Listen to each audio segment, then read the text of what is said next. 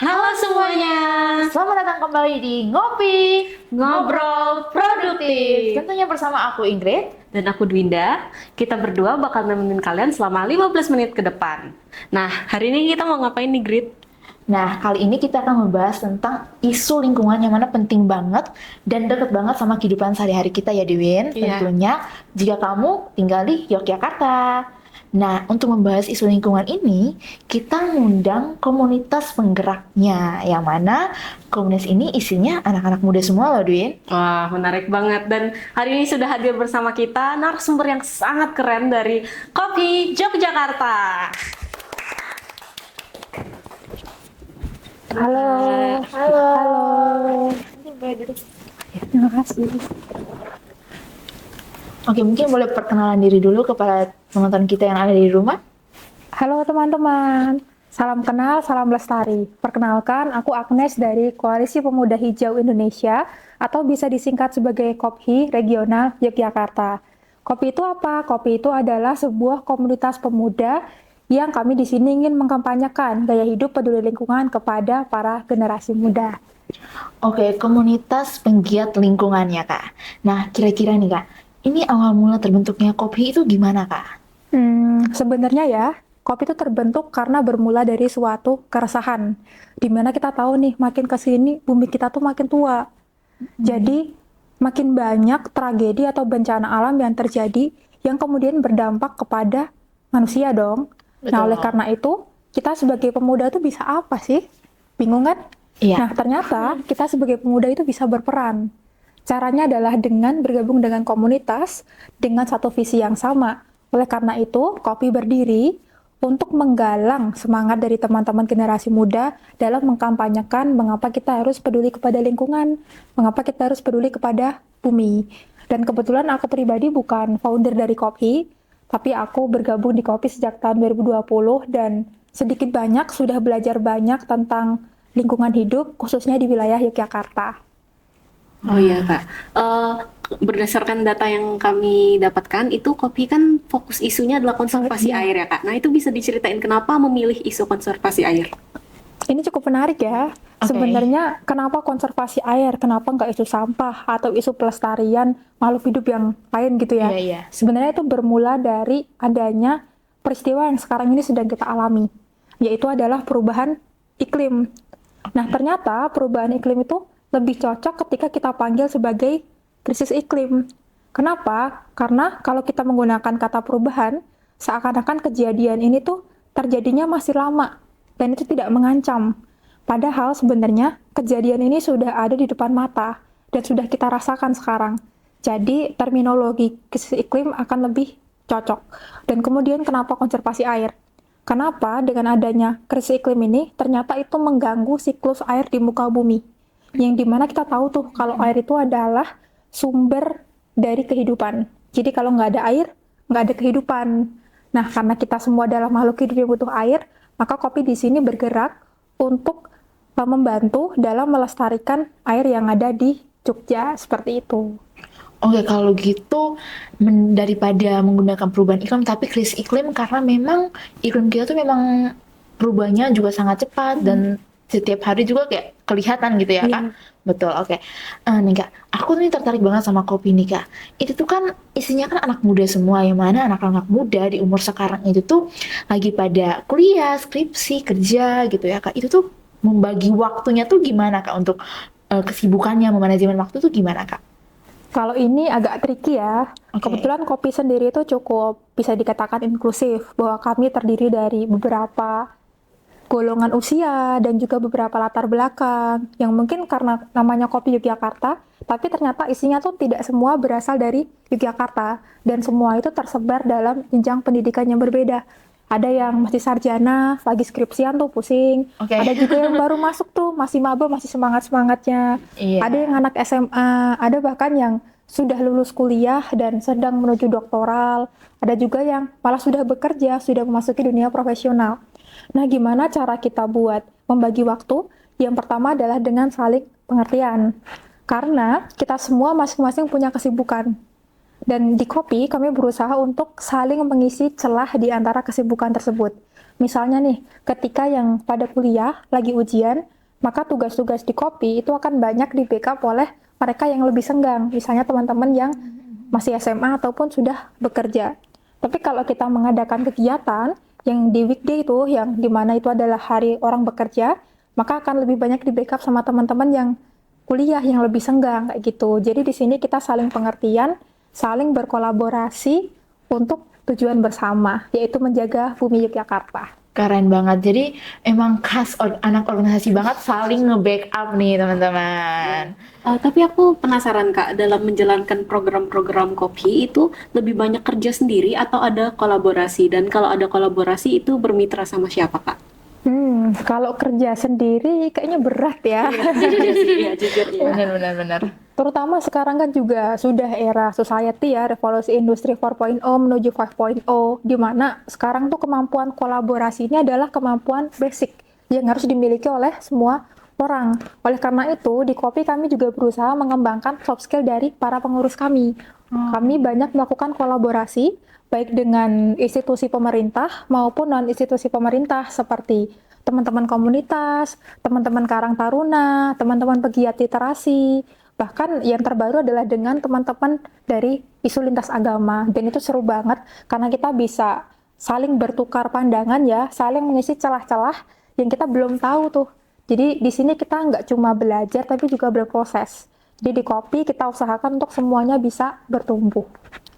Oke, kalau gitu memang kerjasama tuh dengan berbagai institusi, berbagai komunitas gitu ya Kak. Oke. Nah Kak, ini kira-kira dari Kopi yang sudah berjalan sekian tahun, ada aksi konkret dan nyatanya nggak Kak? Itu mungkin boleh diceritain.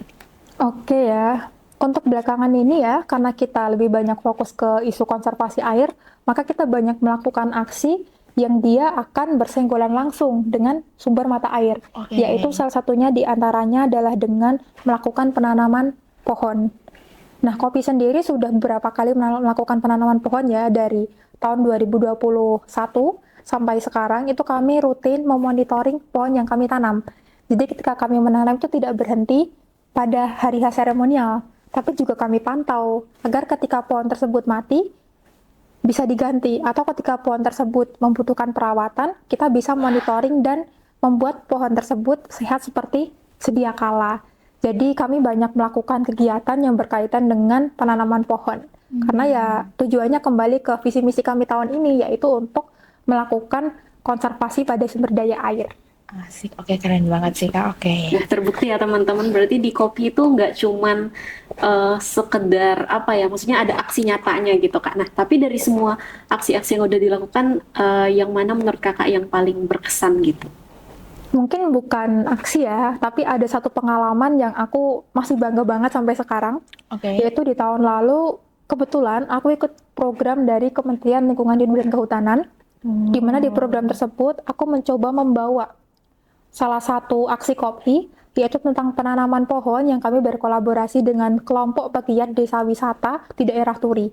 Dalam aksi tersebut, kami mencoba mengelaborasikan mengenai penanaman pohon, tapi dengan budaya adat yang berlaku, yaitu di saat itu adalah wiwitan ganti mongso, budaya merayakan pergantian musim dengan bersyukur kepada alam. Oh. Nah, ketika itu saya bawa ke program di Kementerian Lingkungan Hidup, ternyata itu berhasil mengantarkan saya terpilih menjadi alumni terbaik 1 di program tersebut. Dan bagusnya lagi, itu bisa membantu saya mengalahkan 99 peserta lain dari 29 provinsi di Indonesia. Keren banget. Juara 1 loh. Juara 1 dari 99 peserta. Oh, banyak banget itu. 29 provinsi di Indonesia. Iya. Keren banget. Wah, congratulations Kak. Terima kasih. Oke nih. Nah, kira-kira Kak, dari ini kan seperti yang Kakak bilang tadi, itu kan ada banyak program ya dari Kopi gitu. Misalnya ada penanaman pohon, ada lain-lain gitu. Kira-kira ya Kak, proses jalannya, sistematisnya tuh kayak gimana dari ide awal sampai hari H kegiatan, sampai setelah kegiatan, itu gimana Kak? Biasanya ya, kami memulai suatu program atau aksi itu berkaca dari isu yang udah ada. Mungkin belakangan ini sempat viral ya, sempat tren. No Oke. viral, no justice. Oke. Kalau di Kopi, kita itu adalah berusaha untuk memberikan keadilan kepada mereka yang tidak viral. Jadi isu apapun, meskipun itu tidak viral, khususnya dalam bidang lingkungan, akan coba kami hadapi, akan coba kami bantu, tetapi menyesuaikan dengan kapasitas kami.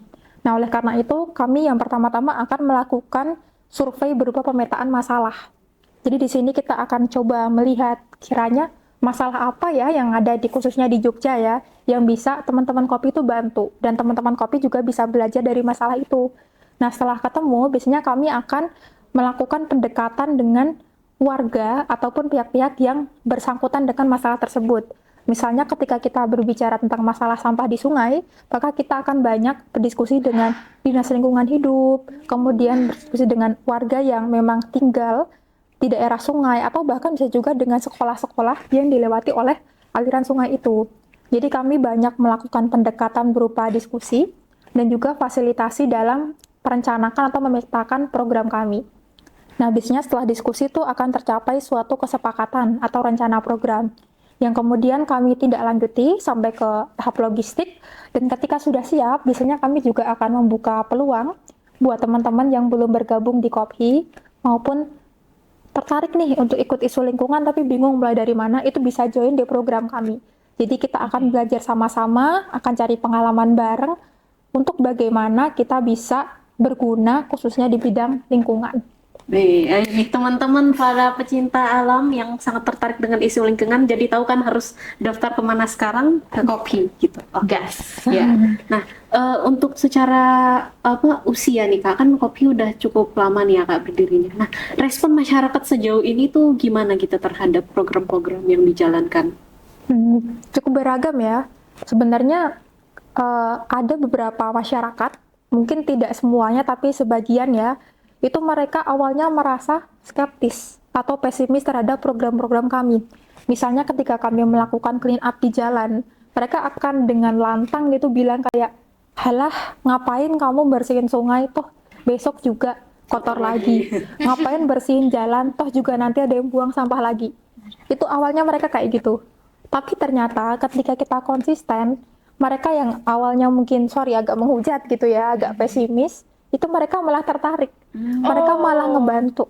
Kayak gitu. Pernah suatu hari saya clean up di daerah kota, itu ada ibu-ibu yang nanya, Mbak nggak capek bersihin selokan? Saya bilang, capek Bu, tapi kalau nggak kami belum tentu bakal dibersihin gitu. Terus saya bilang kan, toh ini juga kenyamanan dari warga sekitar sini juga. Ibu itu cuma manggut-manggut. Terus 10 menit kemudian balik bawa es degan. Es degan, literally es degan banyak banget buat neraktir kami yang bersihin itu. Jadi masyarakat tuh banyak yang support kayak gitu. Ketika mereka sudah tahu apa sih tujuan yang kami lakukan. Itu sih, jadi masyarakat pasti ada yang menolak.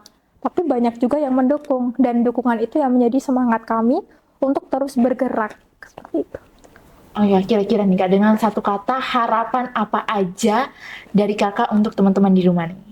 Harapannya adalah kita harus menjaga bumi, tapi bukan karena tren, bukan karena viral. Tapi jagalah bumi, karena itu adalah kewajiban kita sebagai makhluk, sebagai manusia yang memang tinggal di bumi. Karena kalau bukan kita, bukan generasi muda, siapa lagi yang jaga bumi? Bisa jadi bumi sudah hancur, bahkan ketika kita belum sempat menua. Jadi ya, kita harus jaga bukan karena tren, bukan karena FOMO, tapi karena kita ingin dan kita sadar. Bukan karena tren ya teman-teman. Oke. Wah, pembicaraan hari ini banyak banget ya insight-nya. Nggak kerasa kita udah ada di penghujung acara pada hari ini. Aku mau mengucapin terima kasih banyak kepada Kak Rifka Agnes yang udah bersedia untuk hadir. Dan juga pada teman-teman di rumah, terima kasih udah stay di sini dari awal sampai udah mau akhir. Sayang sekali acara ngobrol produktif kita hari ini udah harus berakhir ya guys. Sedih banget. Oke teman-teman, jangan lupa gabung KOPHI kalau kalian suka sama isu lingkungan. Sampai jumpa di next episode. Bye-bye. Dadah.